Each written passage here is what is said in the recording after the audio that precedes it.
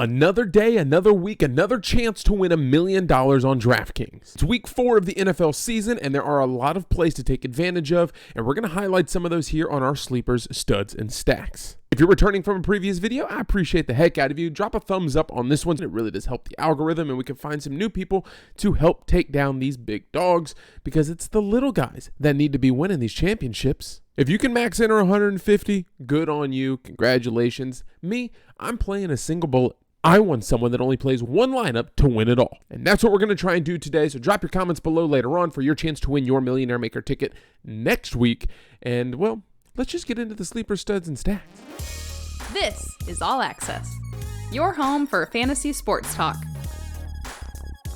If you're new around here, we do this every single week. We talk about guys under $5,500 that are kind of priced below where they need to be, so you can go get those top dogs. You can go get the Josh Allens of the world. You can get the Christian McCaffreys. You can get the Justin Jeffersons, but you need to save some money in order to make that happen. So we started off with the quarterbacks. If I've said it once, I've said it 1,000 times. I don't really like to pay down for my quarterback. I typically pay in the upper 5 or 6 quarterbacks there are. That doesn't mean that there's not a chance that one of these is going to do great, but as a guy that normally plays 50-50s and double-ups, I want to make sure I have a high floor, and some of these guys could just be splash plays, like Jimmy Garoppolo going up against a terrible Los Angeles Chargers defense. Davante Adams has kind of spoke out and said, hey, I'm a little unhappy here. We need to get things going. Could be in for a big game against a terrible Chargers team that we just saw get torched by the Vikings last week. The most interesting one to me at this price point, and again, I'm probably not going to be playing either, but it'd be Kenny Pickett against the Houston Texans. Again, Houston Texans have not been great against the pass. They haven't been great against the run. They are giving up points. Sure, he is down Deontay Johnson right now, but George Pickens looks good. Allen Robinson has looked good. Pat Freiermuth has looked good. Some of the running backs catching the ball out of the backfield have looked okay. Again, I'm not saying he's going to put up a 40-point game, but if you're getting 18 points and it only cost you $5,000 to get him, it might be worth the gamble because you're still getting 3 to 4 times his value. Keep in mind that is the goal every single week. If your guy's costing you $5,000, you want to be getting hopefully 20 points, because if a $50,000 wallet puts you at 200 points, you are cashing every single week. Unless you did it last week and somehow just missed out on the Dolphins. But I know you had Tyreek Hill in that lineup. Running backs under $5,500. Again, in that same game, Najee Harris at $5,500. Yes, he has seen a lot of touches go the way of Jaylen Warren, but he is still getting involved a decent amount. 19 touches, or at least carries out of the backfield last week, which is the most that he's had on the season. This number you don't like to see in a league, in a game where PPR is king, because you just want to get touches. If you're getting touches, you're getting volume. That means you're going to have opportunities to score. This number is a little low. Again, he hasn't had a great week, but $5,500 against arguably one of the worst defenses last year, an improving defense, but still one of the worst ones last year. Okay, by a show of hands, who's going to take a gamble on Javonte Williams this week, right? He has to get it figured out. In a game where you're not going to be getting blown out by 70 points, he's going to get a little bit more involved, right? Like, I like this one a little bit more than the Najee Harris play, going up against the Chicago Bears defense that also just gave up 40 points. The Denver Broncos have to be a little humiliated on the performance they just put up. You better be scoring some points, because we know your defense can't stop anyone right now. Again, 6-3-3. These numbers are a little bit more encouraging than what you're getting with Najee Harris. Similar rushing stats, right? Najee had, 19, 10, and 7? So similar numbers. Better production overall coming out of Javonte Williams. Here's your Jaylen Warren play, better than the Najee Harris play, but again, just pointing out, they're both under $5,500, not getting direct carries, but is catching the ball out of the backfield with limited pass catching options right now with some injuries. Jaylen Warren probably going to be in a better spot than Najee, and at only $5,000, if you are getting 12 points, you're probably pretty happy. If you only get 8, you're not, ripping your hair out. As of right now, again, it's Friday evening when we're recording this video. As of right now, it's going to be Roschon Johnson. I know it is a by-committee backfield. It is a terrible Bears offense. They're not getting touches, but he is getting a lot of receptions out of the backfield. Again, similarly, 7, 2, 2. Not a whole lot of carries right now, but he does have the potential for a 15 to 20-point game in a game that they're probably going to be close, but losing against the Denver Broncos. It's not often that a team that just got blown out and gave up 70 points is being favored on the road to beat the team that they're playing the next week. So this game's either going to be low scoring because the offenses are terrible and it's going to be like 13 to 20, or it's going to be high scoring because the defenses can't stop anyone and it's going to end up being a 38 to 42 game. I mean, that's not for real, but Roschon Johnson has looked really good in the backfield. I think he has a chance to replicate those numbers that he got week 1 against Green Bay after going up against a tough Tampa Bay defense and then a Kansas City team that just blew them out of the water and didn't really need to be putting him at risk of any kind of injury. It's crazy how far Khalil Herbert has fallen. How many rushing touchdowns did the Broncos give up last week? Was it 6, 7? How many? It was a lot. I think the Bears might be able to get 1 or 2. And the last one, I know it, you know it, we all know it, Jerome Ford. No, I'm not playing the Joshua Kelly one on this one. I'm tired of getting beat by him. The Baltimore Ravens have been pretty good against the run, but the Cleveland Browns have been so hard-nosed that they're like, hey, we don't care. We're still going to run the ball. At $5,400, I think Jerome Ford is a good play. Wide receivers under $5,500. You know, I really do like finding wide receivers that are cheap.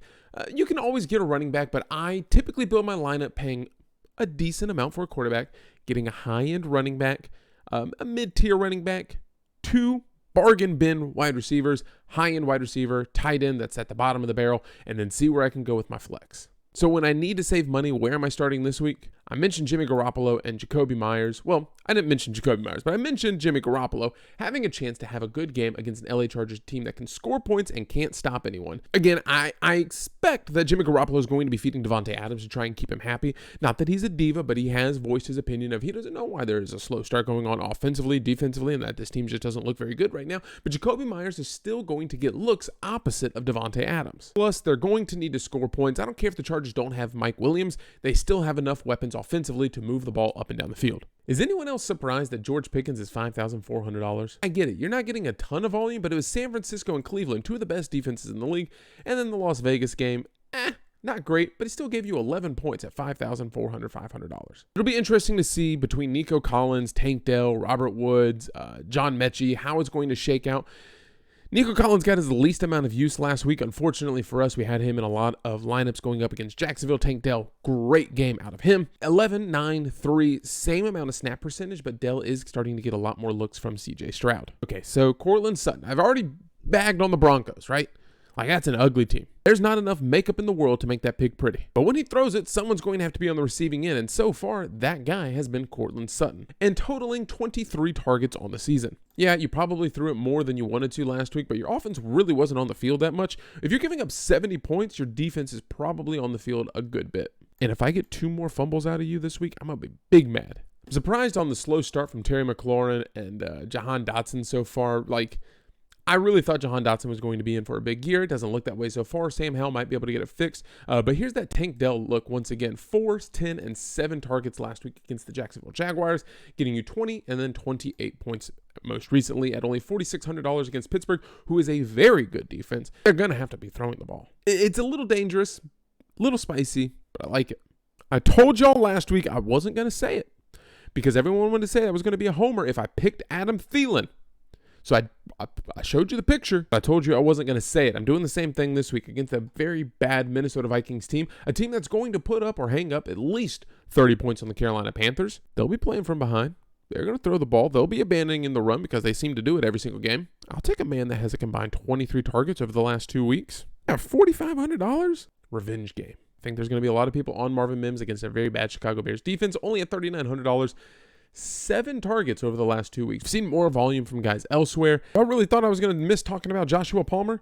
You are out of your mind. This guy is a slam dunk piece. Everyone wants it to be Quentin Johnson. They want him to be the guy, and I'm sure he will in due time. But as of right now, Joshua Palmer knows that position of backfilling for Mike Williams better than anyone. Last week, 7 targets, 4 receptions, 66 yards, and a touchdown, the longest being a 30-yard catch.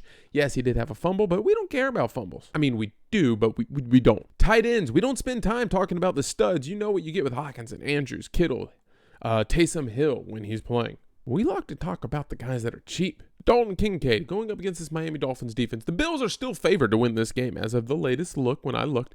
Dalton Kincaid is going to need to get involved against a Dolphins team that can run the ball up and down the field. Not literally run, but their offense is just going to move the ball and matriculate it down the field. The safeties for Miami are pretty good. They've been good at stealing the ball and being ball hogs. Dalton Kincaid on some of these underneath routes should have some room to operate. Now, whether it's going to be him or Dawson Knox or whoever it is that's playing out of the slot this week, I think could be in for a big game. So just keep your eye on Dalton Kincaid at only $3,200. With Mike Williams going down, Gerald Everett missing Thursday's practice with an illness, Donald Parham Jr. is a valuable option for us at $2,800, basically below minimum value of any other position. Now again, if Everett is in, obviously he is a real threat to be tight end 1 because he is tight end 1.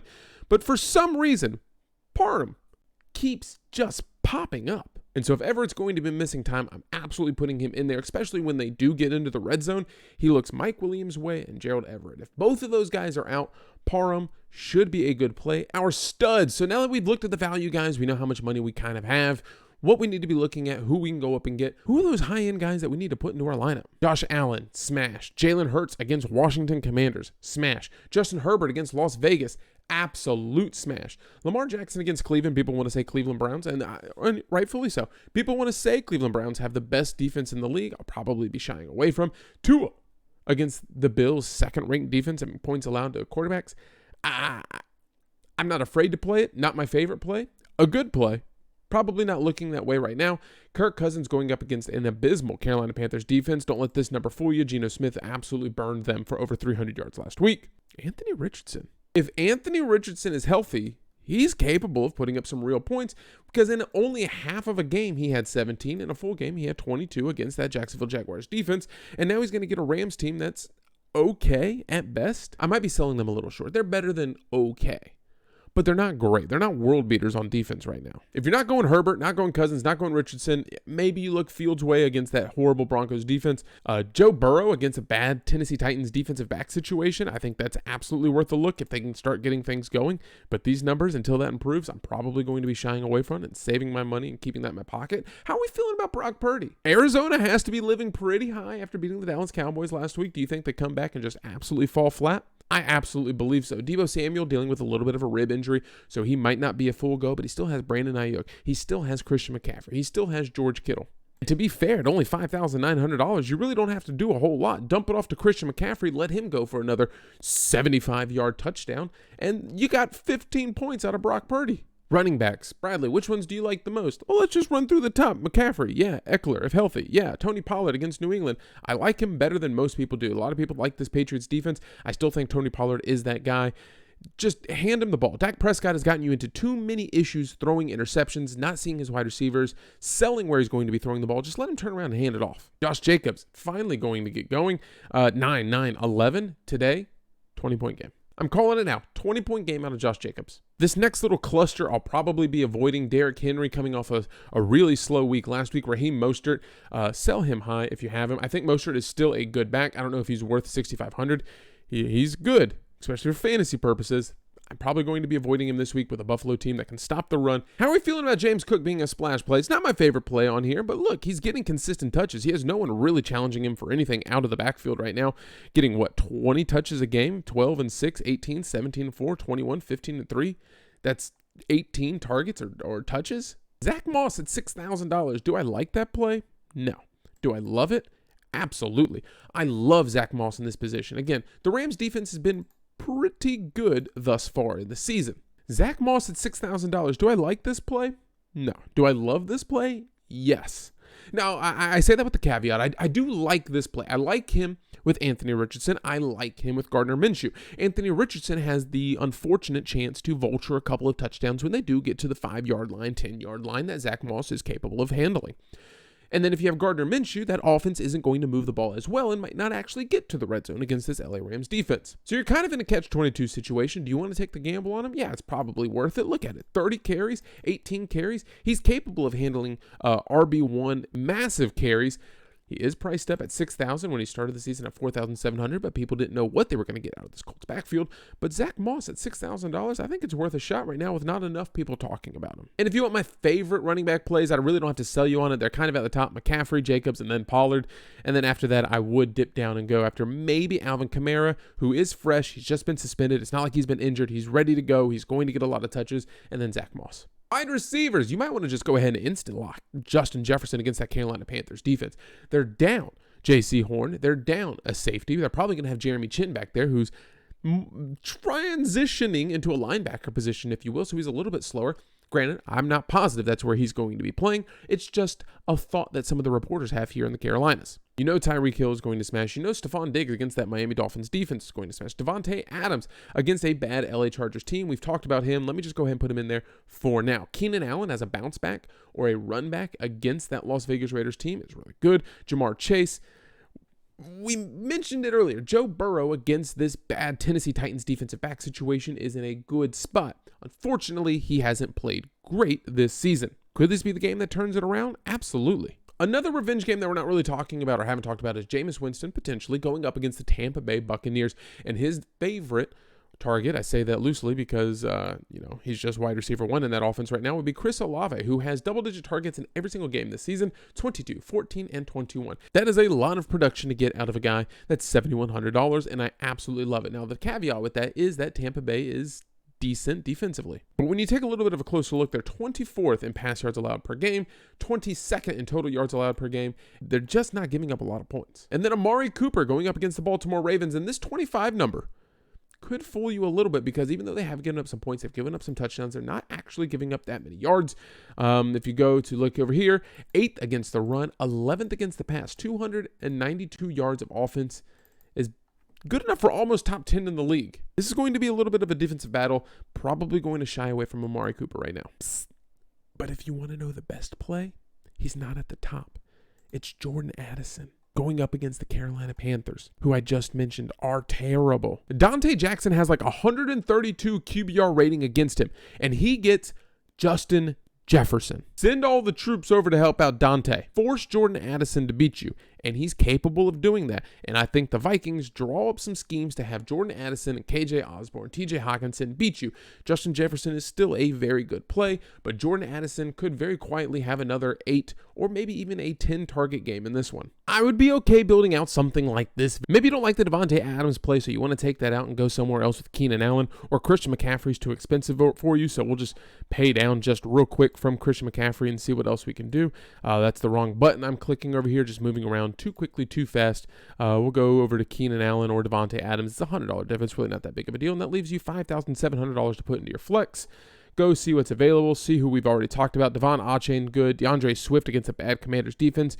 Really like that play. DJ Moore going up against Denver, who just gave up a ton of points to the Miami Dolphins. Obviously worth a look. And then you have a whole slew of running backs in this area. I don't hate it, don't like it.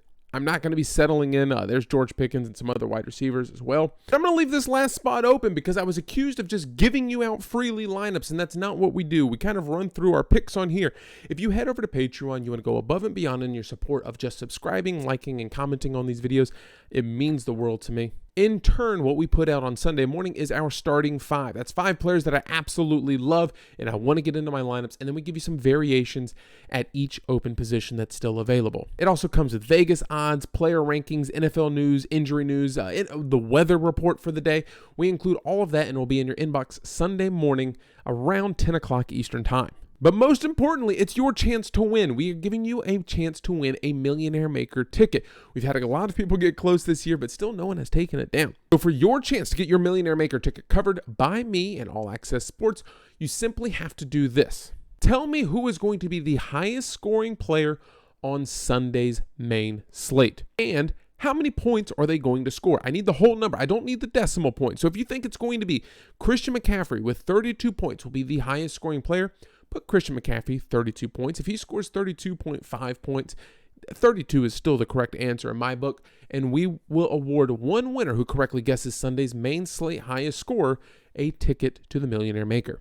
1 entry per person, no purchase necessary, valid in the participating states for Draftkings, must be 18 years or older, and limit 1 entry per user. So drop that down in the comments, give a thumbs up if you enjoyed any part of this video, and I appreciate you watching. I know there's a million things that you could be doing, and you decided to spend a little bit of time with me, and that means the world to me. So hopefully the next time that I see you is down in the comments, and this week in the green.